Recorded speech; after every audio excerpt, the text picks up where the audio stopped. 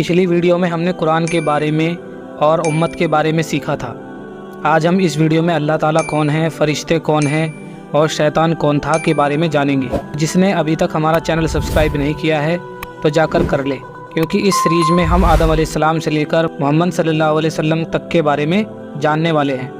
تو آئیے شروع کرتے ہیں آج کا ویڈیو۔ السلام علیکم۔ قرآن مجید کا مقصد جاننے کے بعد آپ کے دل میں یہ خیال آئے گا کہ اللہ تعالیٰ کون ہے۔ سنو، اس کی ذات کو سمجھنا عقل کا کام نہیں ہے۔ اللہ تعالیٰ نے اپنے متعلق قرآن میں فرمایا ہے، اللہ تعالیٰ ایک ہے اور وہی عبادت کے لائق ہے۔ اس کی ذات میں اور اس کے کاموں میں اس کا کوئی شریک نہیں ہے، نہ اس کی کوئی اولاد ہے اور نہ ہی وہ کسی کی اولاد ہے۔ وہ آسمان اور زمین کا نور ہے، وہ ہمیشہ سے ہے اور ہمیشہ رہے گا۔ وہ نہ تو سوتا ہے اور نہ ہی اسے اونگ آتی ہے۔ جو کچھ آسمانوں اور زمینوں میں ہے، جو کچھ بھی ہے اسی نے پیدا کیا ہے، اور بغیر اس کی مرضی کے کوئی بھی اس کے سامنے کسی کی سفارش نہیں کر سکتا۔ آسمانوں اور زمینوں میں کوئی ایسی چیز نہیں جو اس کے علم میں نہ ہو، وہ اس کا انتظام کرنے سے نہیں تھکتا۔ جو کچھ آسمانوں اور زمینوں میں جو چیز ہے وہ اس کی تعریف اور پاکی بیان کرتی ہے۔ وہی پیدا کرتا ہے، وہی موت دیتا ہے، وہی ہمیں مرنے کے بعد قیامت کے دن زندہ کرے گا۔ اللہ سب کچھ کر سکتا ہے، اس کی مرضی کے بنا کوئی کچھ نہیں کر سکتا۔ جہاں بھی ہم ہوتے ہیں وہ ہمارے ساتھ ہوتا ہے، وہ ہمارے دلوں کی بات بھی جانتا ہے۔ وہی سب کو رزق دیتا ہے، جس کو چاہے تھوڑا، جس کو چاہے بے حساب دیتا ہے۔ اس کے اختیار میں ہے، جسے چاہے سلطنت دے، جس کی چاہے سلطنت چھین لے، جس کو چاہے عزت دے، جس کو چاہے ذلت دے۔ دنیا کی سب بھلائیاں اس کے ہاتھ میں ہیں۔ وہی اولاد دیتا ہے، جسے چاہے بیٹا دے اور جسے چاہے بیٹیاں دے، اور جسے چاہے دونوں دے دے، جسے چاہے کچھ نہ دے۔ اگر وہ کسی کے ساتھ بھلا کرنا چاہے تو اسے کوئی نہیں بدل سکتا، اور جو کوئی تکلیف کا مستحق ہوتا ہے اس کا بدلنے والا کوئی نہیں۔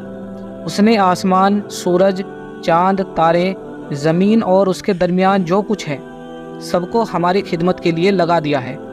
اس نے ہماری اچھی اچھی صورتیں بنا دی۔ اس نے ہم کو اس لیے پیدا کیا کہ اس کی عبادت اور فرما برداری کرے۔ اس نے پیغمبر محمد صلی اللہ علیہ وسلم کو اپنا آخری پیغمبر بنا کر بھیجا، اور حضرت محمد صلی اللہ علیہ وسلم پر اپنا آخری کلام قرآن مجید نازل فرمایا، اور کہا کہ میں اس کی حفاظت کروں گا۔ ہمیں بتایا گیا ہے کہ ہم خود بھی قرآن مجید پڑھتے رہے اور دوسرے لوگوں کو بھی سمجھاتے رہے۔ اللہ کے بارے میں جاننے کے بعد آپ کے دماغ میں ایک سوال آئے گا کہ فرشتے کون ہیں؟ یہ اللہ تعالیٰ کی ایک بہت بڑی مخلوق ہے اور بہت طاقتور بھی ہے۔ ان کی شکل و صورت کیسی ہے یہ تو اللہ ہی بہتر جانتا ہے۔ فرشتے اتنے زیادہ ہے کہ ہم ان کی گنتی بھی نہیں کر سکتے۔ یہ فرشتے کچھ کھاتے پیتے بھی نہیں، کیونکہ اللہ تعالیٰ نے ان کو ایسا ہی بنایا ہے۔ یہ صرف اللہ تعالیٰ کی عبادت ہی کرتے رہتے ہیں۔ لاکھوں فرشتے اس طرح عبادت کرتے رہتے ہیں جس طرح نماز میں کھڑے رہتے ہیں، اور قیامت کے دن تک اسی طرح کھڑے ہو کر اللہ کی عبادت کرتے رہیں گے۔ تو اللہ تعالیٰ فرشتوں کے ذریعے دنیا کے مختلف کام لیتے رہتے ہیں۔ ان کے سب سے بڑے اور سب سے مشہور فرشتے حضرت جبرائیل علیہ السلام، جو ہمارے پیغمبر صلی اللہ علیہ وسلم کے پاس وحی یعنی اللہ کا کلام لے کر آیا کرتے تھے۔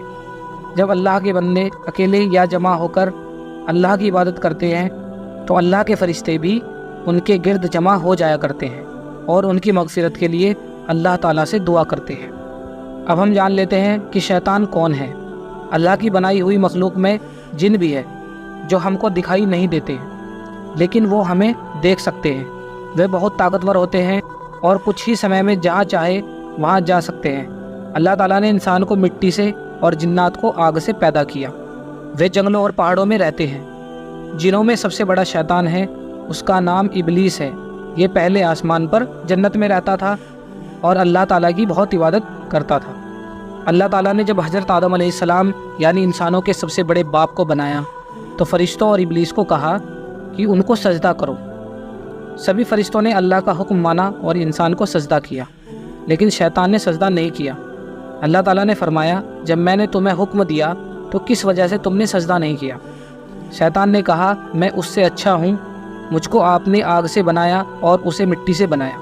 اللہ نے فرمایا، تو بہشت سے اتر جا، یعنی کہ جنت سے نکل جا، تو اس قابل نہیں کہ تو یہاں غرور کرے، تو جلیل ہے۔ شیطان نے کہا کہ مجھے قیامت تک مہلت دیجیے، تو اللہ نے فرمایا کہ جا، مہلت دی جاتی ہے۔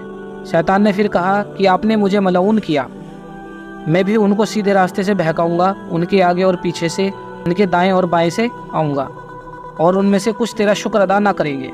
अल्लाह ताला ने फरमाया, निकल जा यहाँ से जलील मरदूद। जो लोग उनमें से तेरा कहा मानेंगे उन सभी को और तुझे भी जहन्नुम में भर दूंगा।